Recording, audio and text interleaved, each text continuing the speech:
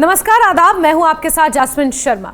मध्य पूर्व के सबसे जटिल संघर्षों में से एक इजराइल और हमास के बीच पिछले कई महीनों से जारी हिंसक टकराव के बीच आखिरकार शांति की उम्मीदें फिर से जाग उठी। दोनों पक्षों के बीच चल रही बातचीत अब निर्णायक मोड़ पर पहुंच चुकी है। सबसे अहम यह है कि इजराइल और हमास बंदियों के आदान प्रदान पर सहमत हो गए हैं, यानी दोनों पक्ष आपसी बंदियों को रिहा करने के लिए फिलहाल तैयार हैं।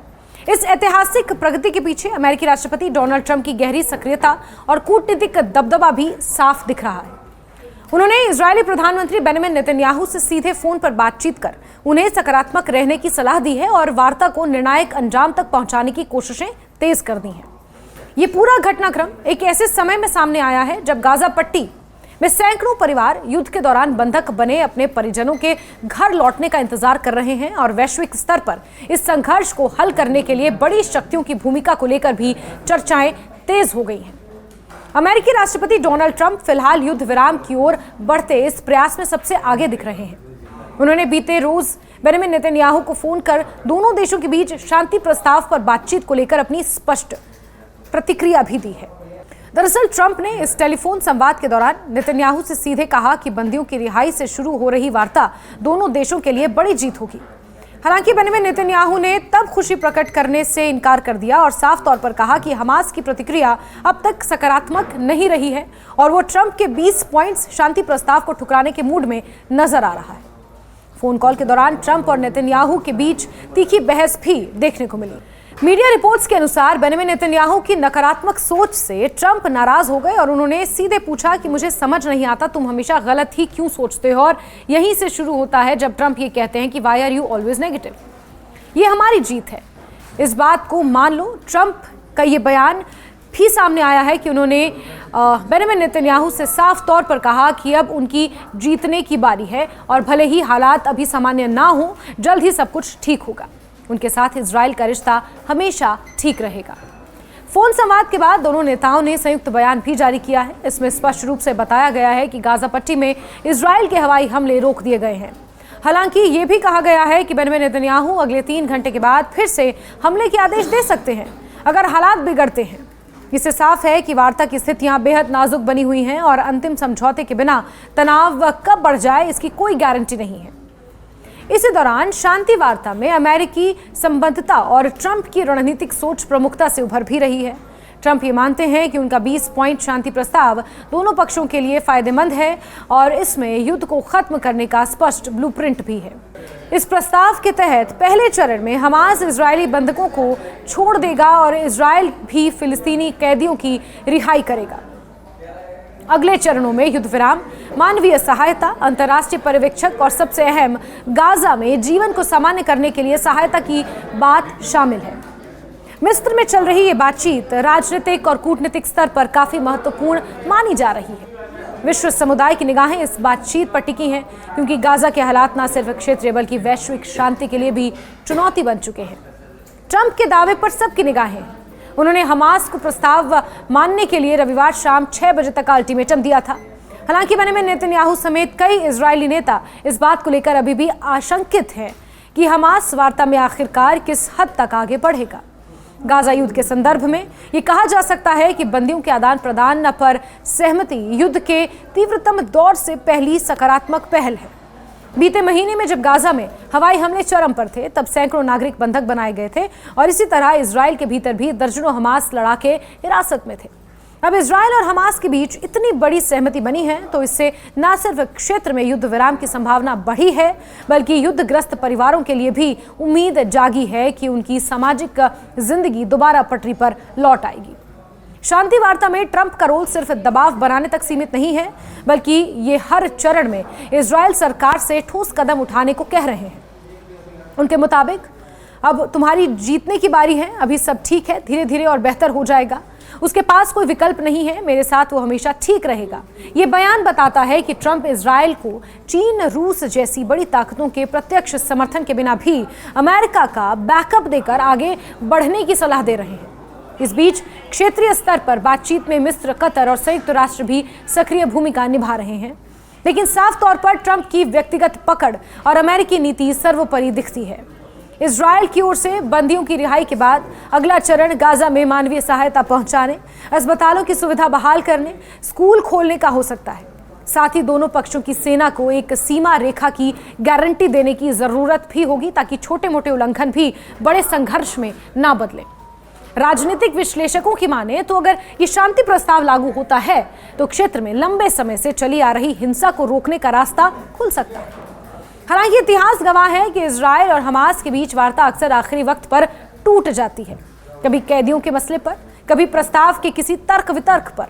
ऐसे में ट्रंप का 20 पॉइंट प्रपोजल कितना आगे बढ़ता है ये आने वाले कुछ दिनों में स्पष्ट हो जाएगा। युद्धग्रस्त गाजा के नागरिक, इजराइल के तमाम परिवार, अंतर्राष्ट्रीय समुदाय और कूटनीतिक हलकों की निगाहें इस वक्त सिर्फ एक सवाल पर टिकी हैं, क्या वाकई गाजा में अब शांति लौटेगी?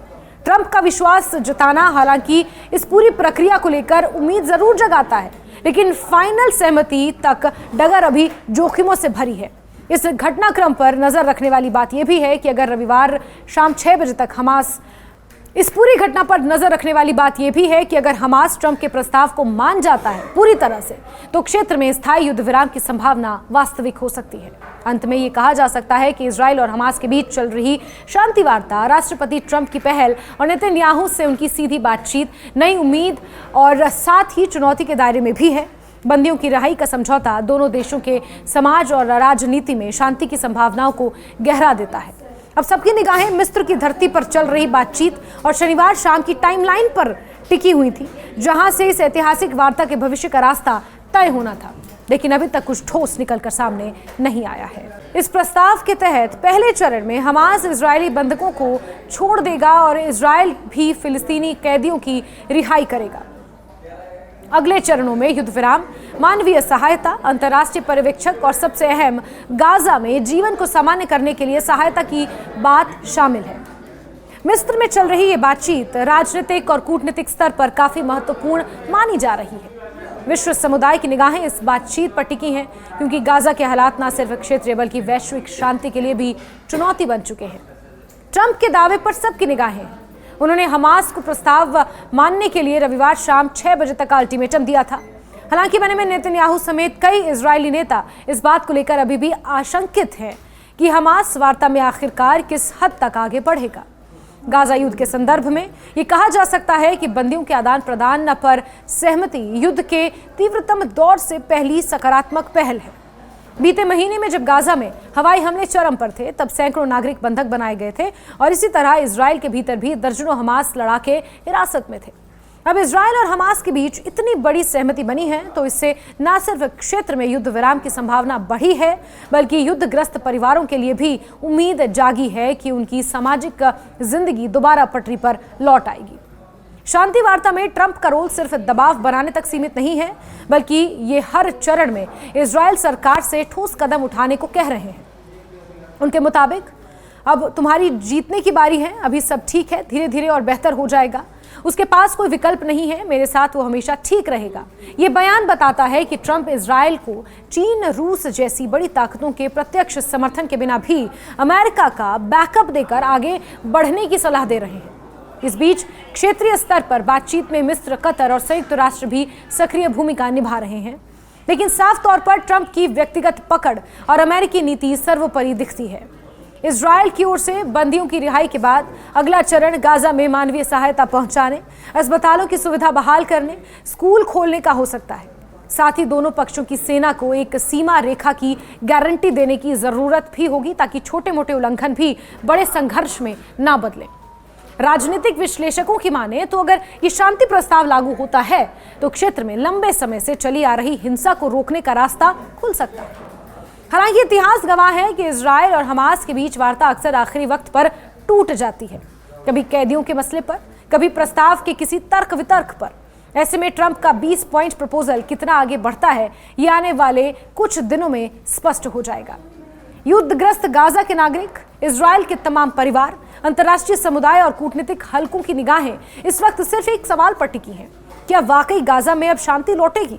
ट्रंप का विश्वास जताना हालांकि इस पूरी प्रक्रिया को लेकर उम्मीद जरूर जगाता है, लेकिन फाइनल सहमति तक डगर अभी जोखिमों से भरी है। इस घटनाक्रम पर नजर रखने वाली बात यह भी है कि अगर रविवार शाम 6 बजे तक हमास इस पूरी घटना पर नजर रखने वाली बात यह भी है कि अगर हमास ट्रंप के प्रस्ताव को मान जाता है पूरी तरह से, तो क्षेत्र में स्थायी युद्ध विराम की संभावना वास्तविक हो सकती है। अंत में यह कहा जा सकता है कि इजराइल और हमास के बीच चल रही शांति वार्ता, राष्ट्रपति ट्रंप की पहल और नेतन्याहू से उनकी सीधी बातचीत नई उम्मीद और साथ ही चुनौती के दायरे में भी है। बंदियों की रिहाई का समझौता दोनों देशों के समाज और राजनीति में शांति की संभावनाओं को गहरा देता है। अब सबकी निगाहें मिस्र की धरती पर चल रही बातचीत और शनिवार शाम की टाइमलाइन पर टिकी हुई थी, जहां से इस ऐतिहासिक वार्ता के भविष्य का रास्ता तय होना था। लेकिन अभी तक कुछ ठोस निकलकर सामने नहीं आया है।